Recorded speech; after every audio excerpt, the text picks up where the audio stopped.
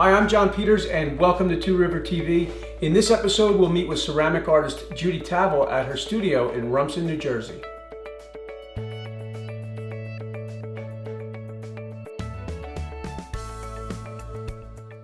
I always identified with being creative, like when they would ask you, can I look over here at you?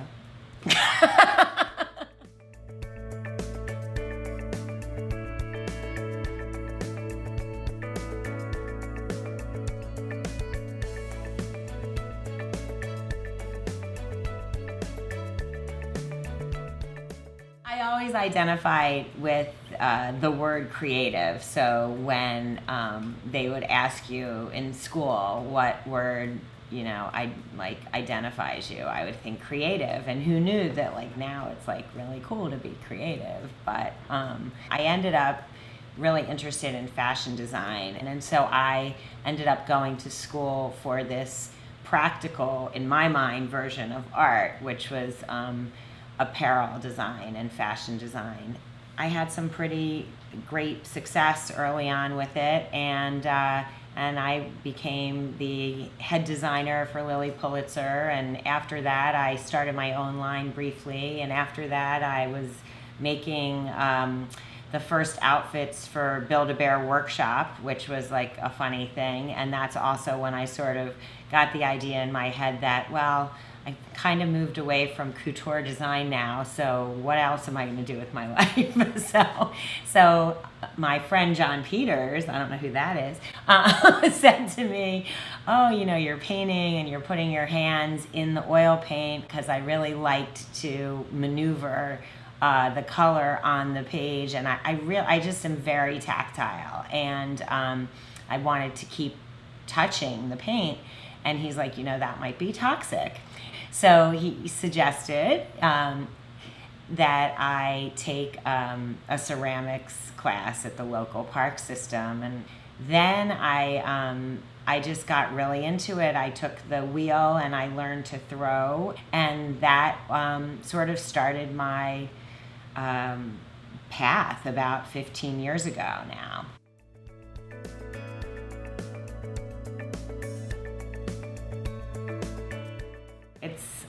I just love tools. I do love tools. But you don't need that many tools if you know exactly what you're doing and what you're focusing on. And these are your most important tools, are your hands. You need clay, obviously, and you need a wire tool, like this tool. But you could literally, if you wanted to, you could use a dental floss or string or fishing wire. And that's just to initially it's just to cut your clay off of the chunk of clay that you're working with. And then it's your hands, and you can have a wedging board, but you need to get all the particles moving in the right direction. So you're basically doing the opposite when you're wedging clay of what you do when you knead bread. When you knead bread, you're adding air into it. When you're wedging clay, you're getting the air out of it. Some people like to just do that on a non-porous surface, and then other people like to use a plaster surface, because then it's pulling the moisture out of the clay. I do a little bit of both, and now I have a pug mill now, which is a really big girl toy, because tool, I should say. It is a tool, not a toy, but I love it, because it does all that for me. I still end up doing some wedging, but it de-airs and re-wedges your clay. So when you start to have back and wrist and shoulder problems, it's a really good thing to have.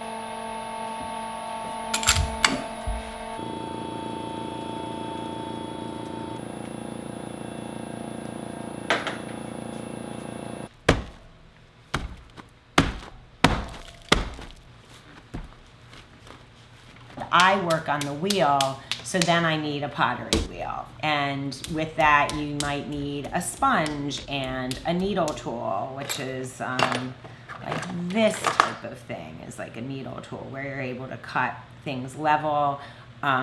Sponges are everything from little round yellow sponges to these are ones by a company called Mud Tools, which has amazing tools. Some are more porous, some are more solid, like a makeup sponge. And it's basically when you're throwing, you might use it to sort of add water, like drip a little water down while you're throwing so that as the clay is moving around, it's not sticking to your fingers, that kind of thing. Now I'm going to pull up the walls.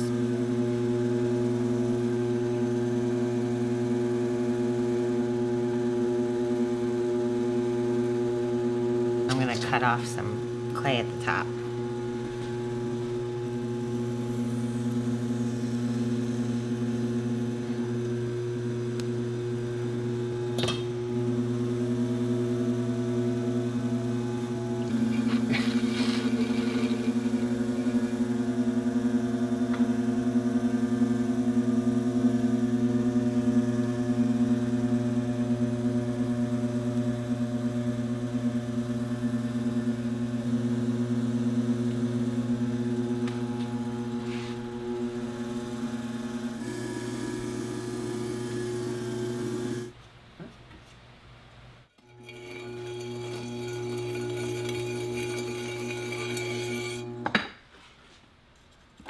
I'm going to lift it up now.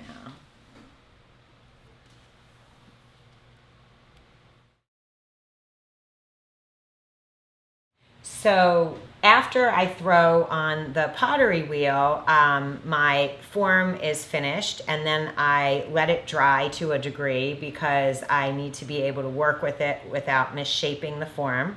And in this case, the foot of the piece is going to actually be removed so that it actually becomes a sculptural piece. So I'm going to kind of make this side look like this side, and then I'm going to start to alter it and carve it with a needle tool like this, where I cut away portions.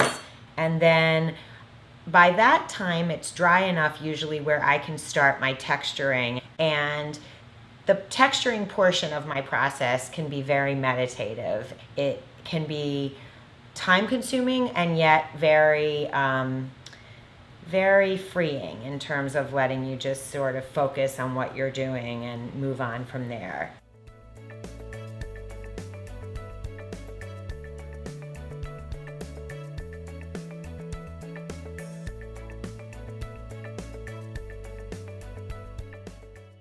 Nowadays, there are a lot of ways you can get started with ceramics without having to necessarily commit to anything major, because there are a lot of YouTube and website videos that will show you how to do certain things. When I started, it was books. So I just scoured books. But I also took a class at first, and continued to at the local park system, actually here in Monmouth County. It's the, I believe they call it now the Center for Creative Arts, and it's at Thompson Park. And it is an amazing studio. It's really well maintained, and the teachers are fabulous. And basically, I started off with hand building, as most people do, which is not on the wheel. You're just coiling and pinching. And then I took a class in wheel throwing, and I became very addicted to wheel throwing. Of course, now I go back to doing some hand building, so you never know how it's going to turn out. But I took 3 classes a week, and I was taking the extra hours that you could pay for and firing in their kilns and learning as much as I could. And I just went down that road until I was able to say, okay, I'm ready to create my own studio and work on my own. And it's great, but I've gone back there to teach. I've gone back there to just teach workshops showing different techniques. But I've also gone back just because there you have a community as well. And that's what you can also find out in the clay world is there's all sorts of people working with clay at all different levels, and you can find your tribe. I mean, it's a wonderful experience.